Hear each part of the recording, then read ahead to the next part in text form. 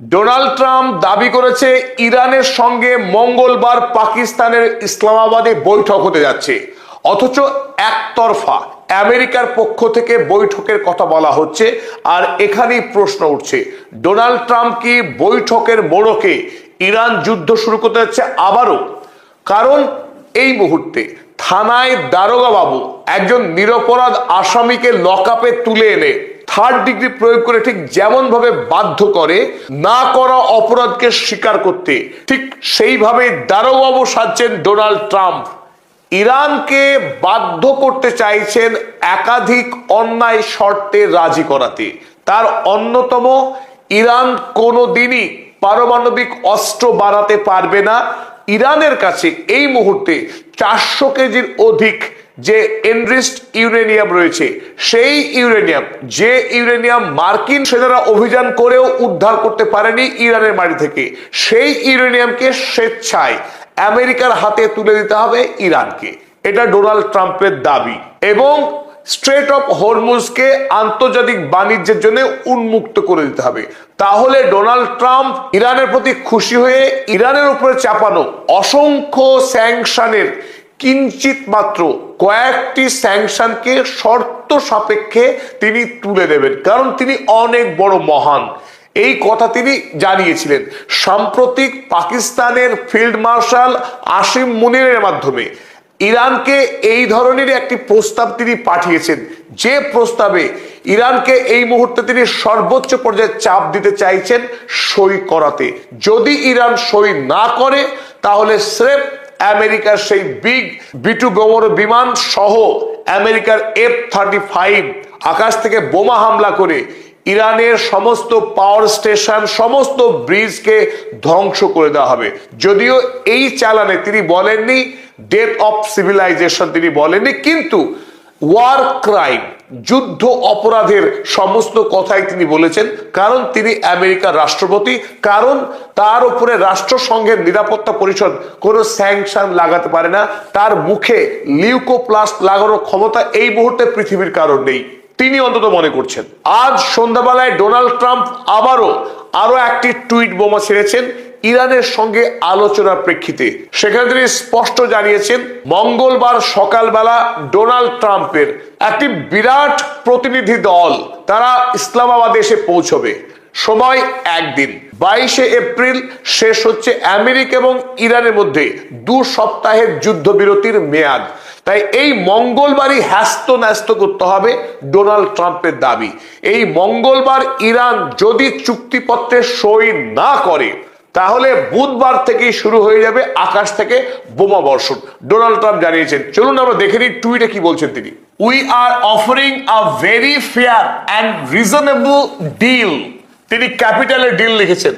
মঙ্গলবারে মার্কিন যে প্রতিনিধি দল আসছেন, সেই প্রতিনিধি দলের হাতে ইরানের সাথে চুক্তির লক্ষ্যে তিনি একটি ফেয়ার অ্যান্ড রিজনেবল, একটি নিরপেক্ষ এবং যুক্তিগ্রাহ্য ডিল নিয়ে পাঠাচ্ছেন তার প্রতিনিধি দলকে ইসলামাবাদে। And I hope they take it because, এবং তিনি বিশ্বাস রেখেছেন যে ইরানের প্রতিনিধি দল, ইরান তার দেওয়া এই প্রস্তাবকে মেনে নেবে, গ্রহণ করবে।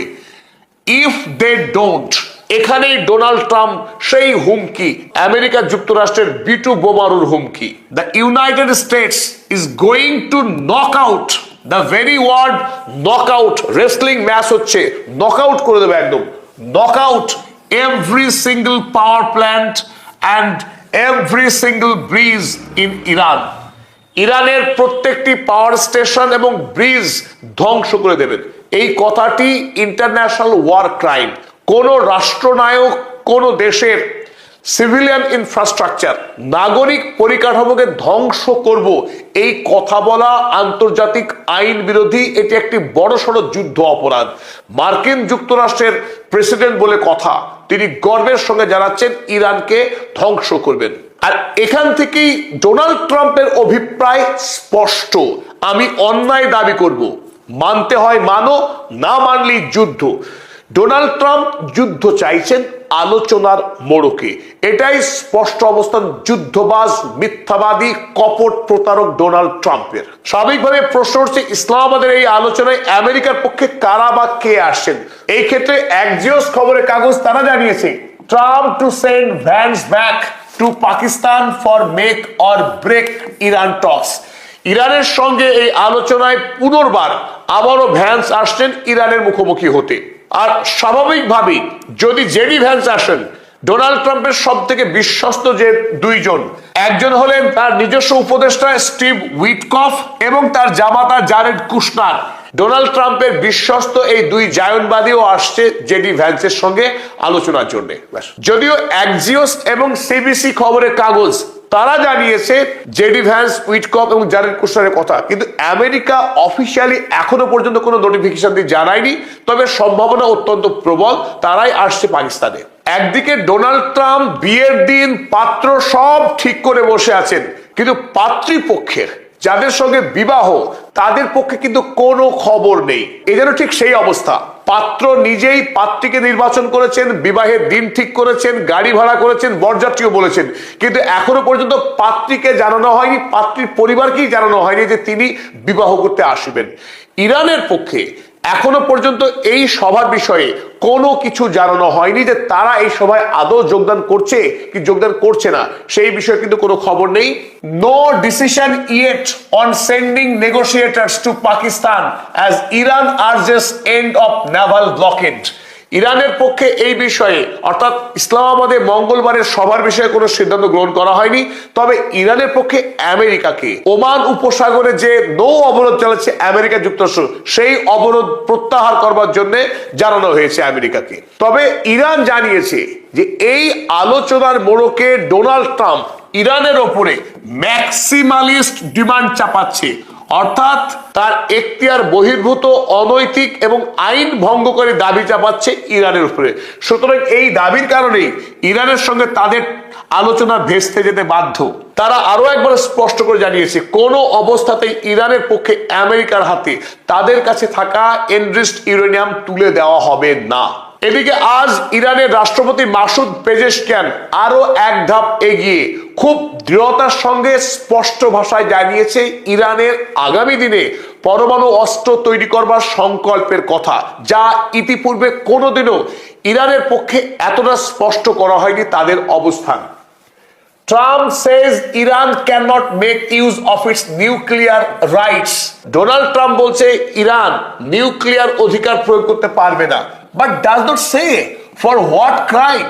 কিন্তু ট্রাম্প একথা জানাচ্ছে না কোন অপরাধে ইরান পারবে না। মাসুদ পেজেশকিয়ান স্পষ্ট বলেছে, মধ্যপ্রাচ্যে একটি রাষ্ট্র ইসরায়েল, তারা যদি পরমাণু অস্ত্র তৈরি করতে পারে, কাছে রাখতে পারে, রাষ্ট্রসংঘের নিরাপত্তা পরিষদের রেজুলেশনকে ভায়োলেট করতে পারে, তাদের দেশে IAEA এর প্রতিনিধি দলকে তাদের দেশে ঢুকবার যদি অনুমতি না দেয়, তাতেও যদি তারা পার পেয়ে যায়, ইরান কোন অপরাধে পারমাণবিক অস্ত্র তৈরি করতে পারবে না তা তো ডোনাল্ড ট্রাম্প জানায়নি। হু ইজ হি, কে সে, to deprive a nation of its rights? Donald Trump কে যে ইরানের রাষ্ট্রীয় অধিকার থেকে ইরানকে বঞ্চিত করবে? ডোনাল্ড ট্রাম্প তার মনের কথা গতকালই জারি রেখেছেন। ইরান যদি রাজি না হয়, অর্থাৎ ইরান যে রাজি হবে না তিনি ভালো করেই জানেন, কারণ তিনি যা চাইছেন তা ইরানের পক্ষে দেওয়া সম্ভব নয়। তা দেওয়ার অর্থ ইরানের সার্বভৌমত্বকে বিক্রি করা, তা ইরান জীবন থাকতেও করবে না, সেটা ডোনাল্ড ট্রাম্প নিজেও জানেন। তাই তিনি বলছেন, US will start dropping bombs again if no Iran deal is reached. যদি ইরান চুক্তিতে আবদ্ধ না হয়, তাহলে নতুন করে আমেরিকা আবার ইরানের উপরে বোমা ফেলতে শুরু করবে। 15 তারিখে ভ্লাদিমির পুতিনের নিরাপত্তা গোয়েন্দা যারা, তারা এই কথাই জানিয়েছিল গোপনে গোপনে যুদ্ধবিরতির সময়ে ইসরায়েল এবং আমেরিকা ইরানে স্থল অভিযান চালাবার জন্য চূড়ান্ত প্রস্তুতি গ্রহণ করছে। তাই যে কোনো অজুহাতে এই যুদ্ধবিরতি ভেঙে ইরানের উপরে আবারও হামলা করবে এই দুই সাম্রাজ্যবাদী রাষ্ট্র। রাশিয়ার পক্ষে জানানো হয়েছে, the United states and Israel can use the piece talks to prepare for a ground operation against Iran. America যুক্তরাষ্ট্র এবং ইসরায়েল তারা এই শান্তি চুক্তির আড়ালে ইরানে হামলা চালাবার, স্থল অভিযান শুরু করবার রীতিমতো প্রস্তুতি চালাচ্ছে এই মুহূর্তে।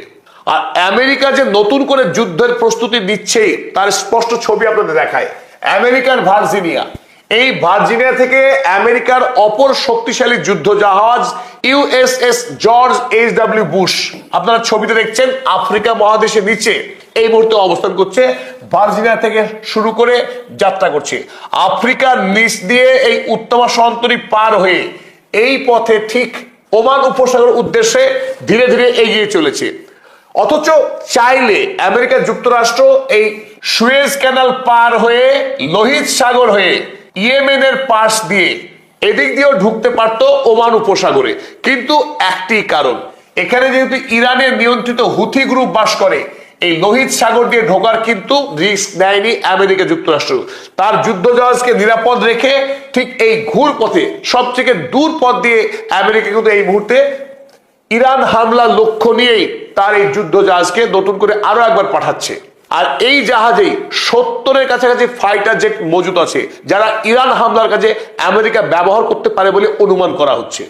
তবে আমেরিকার গতি প্রকৃতি এবং ইরানকে যে নতুন করে হামলা করতে চলেছে সেই খবর ইরানের কাছে আগে ভাগেই রয়েছে, তাই তারা যুদ্ধবিরতিতে মোটেই বসে নেই।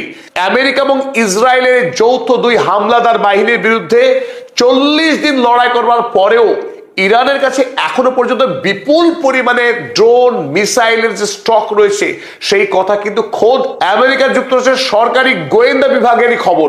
গোয়েন্দা বিভাগের পক্ষেই জানানো হচ্ছে যে ইরানের কাছে এই মুহূর্তে এখনো পর্যন্ত 70 ভাগ মিসাইল স্টক পাইল রয়েছে এবং এই কয়েকদিনে উন্নততর প্রযুক্তি ব্যবহার করে ইরান আরো বিপুল পরিমাণে নতুন মিসাইল নির্মাণ করেছে এবং যুদ্ধের অব্যবহিত পরে 60 ভাগ মিসাইল লঞ্চার্স তাদের অক্ষত ছিল এবং 40% ড্রোন তাদের কাছে মজুদ ছিল বলে দাবি করেছে আমেরিকার গোয়েন্দা বিভাগ। তারা এক সপ্তাহ আগেই দাবি করেছিল যে ইরানের কাছে 50%, 70-এর জায়গায় তারা বলেছিল 50% মিসাইল তাদের এখনো স্টক রয়েছে।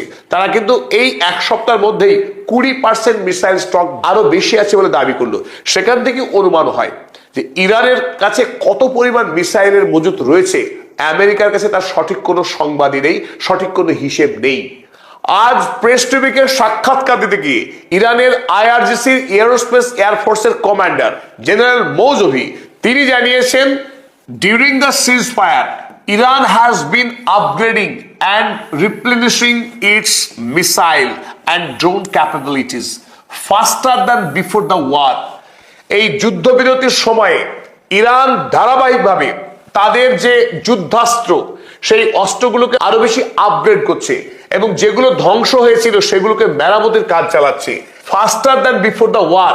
যুদ্ধের আগের থেকে অনেক বেশি দ্রুত গতিতে এই মুহূর্তে ইরান তার অস্ত্রের সংখ্যা বাড়িয়ে চলেছে। ইরানের সরকারি মিডিয়ার পক্ষে আরো একটি খবর আমরা পেয়েছি, Iran has covered around 100 additional missile launchers, যেটা অত্যন্ত গুরুত্বপূর্ণ। শুধু মিসাইল থাকলেই শত্রুপক্ষকে আক্রমণ করা যায় না, যদি লঞ্চার না থাকে। সেই লঞ্চার নতুন করে নির্মাণ করছে ইরান।